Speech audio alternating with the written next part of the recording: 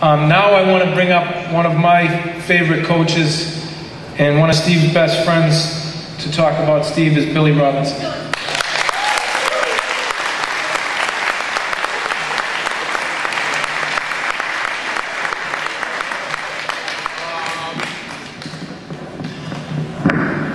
First of all, first of all, on a serious note, I'd like to say thank you for all you guys and ladies for coming out tonight.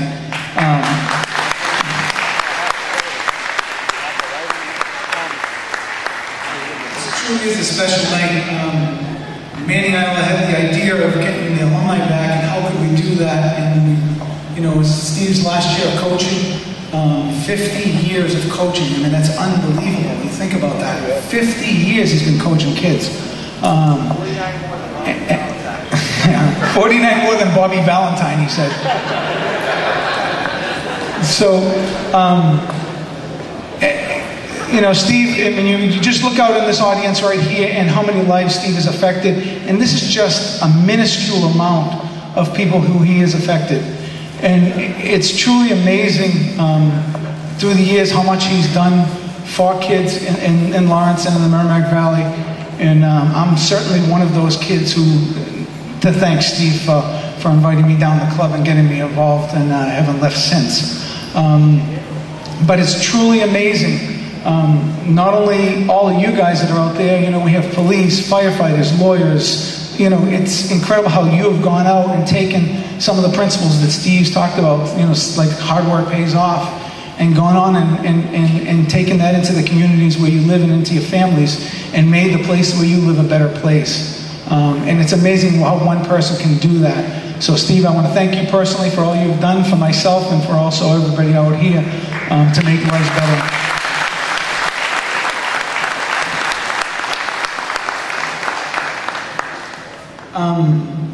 Next, Steve, can I have that cut out for a minute? Everybody sees this cutout, and not everybody remembers Steve looking like this. And Steve didn't always wear short sleeve shirts, even today. Didn't always wear nice blue jeans, nice sneakers, have some nice glasses and trimmed hair. He didn't always look this way. And some people here kind of know what I'm saying, so we're chuckling. So what we'd like to do right now is for those people to get a little remembrance of it, and for the people who don't know what I'm talking about, we're going to kind of recreate that. So, Steve, I'm sorry, okay, but you need to come up on stage for a minute. Manny Isle is going to come and be my assistant, so.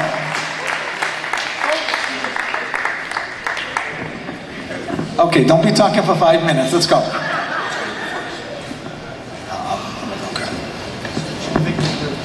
Sit down.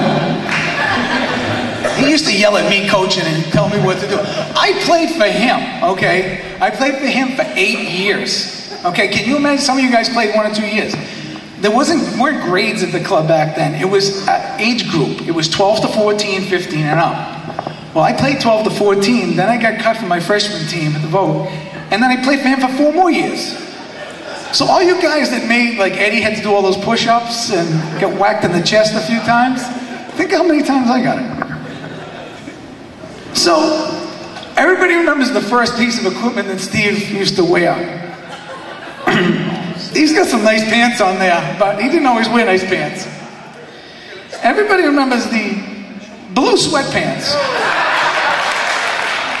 But not only the designer blue sweatpants, but with the holes in the knees. And there was always one in the butt. So Manny's going to dress Steve. Get it going, brother. As we're doing this, Danny, can you just take that thing off of there? The top of that, yeah. We have some of Steve's favorite foods that he used to keep in his office all the time. Come on, you got to put them on. Let's go. You take your shoes off. That's okay. I have the mic tonight. So Steve, everybody knows he always had a chicken in there. He used to cut it up. But he used to, with an X-Acto knife. Okay? And I'm not joking. It's not, I'm kidding.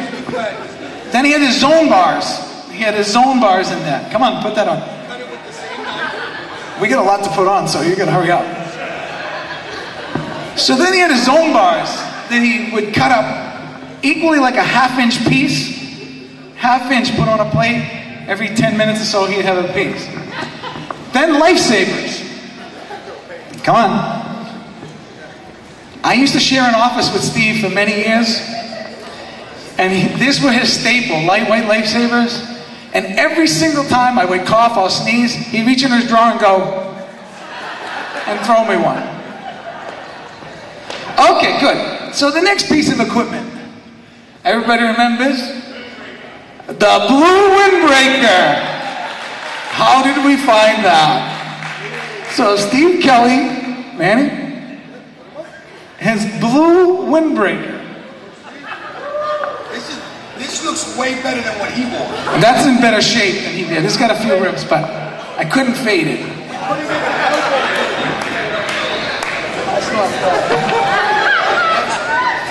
No, hold on, don't show it yet. Don't show it yet. Come on, button it up. Button it up. We're going all the way today.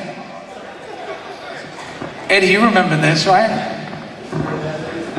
So the next, he's starting to look a little bit like he used to.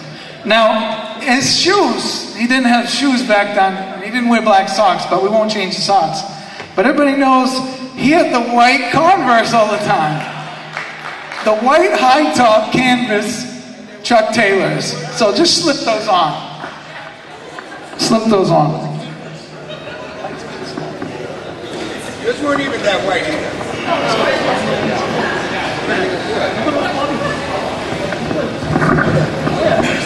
All right.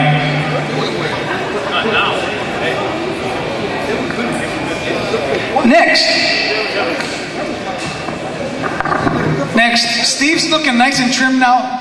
Where's Sonia's? Thanks to Sonia. Sonia is the one that's transformed Steve. Give Sonia a hand.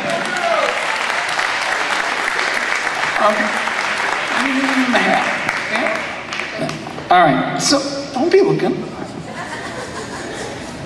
So Steve's nice trimmed hair, little frosted a little bit. Wasn't always that way.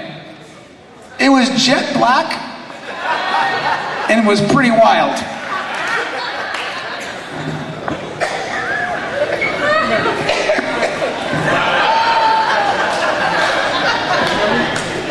Ask the Steve how you got it. And it's getting closer. It's not there yet. So then, we know his beard was never that trimmed and never that color. This was more like it.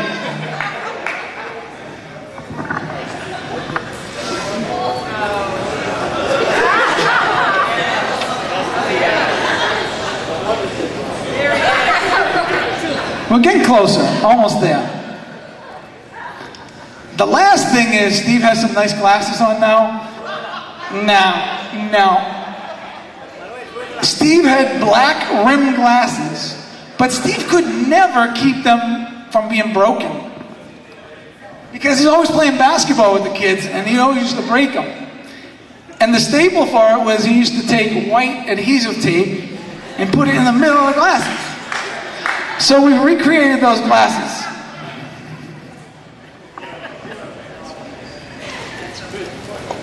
Oh, come on. Where's the camera? Steve, who's got the...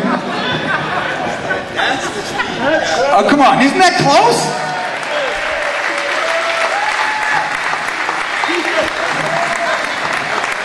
All right. You can pick it out.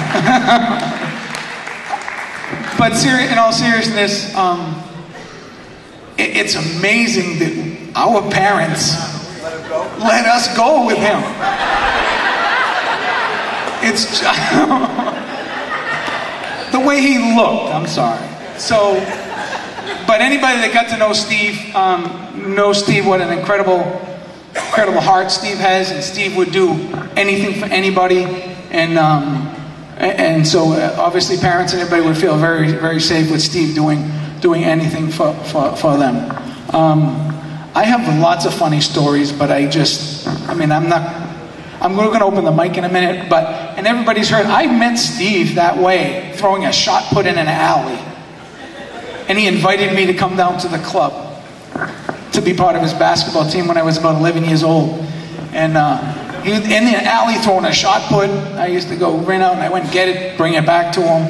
He'd throw it, I'd run it, bring it back to him. So who's the fool? I mean, go get it, bring it back to him. So then finally he invited me to be come down the club and be part of the team, part of his team, and I've never left since. So I know there's a lot of stories out there.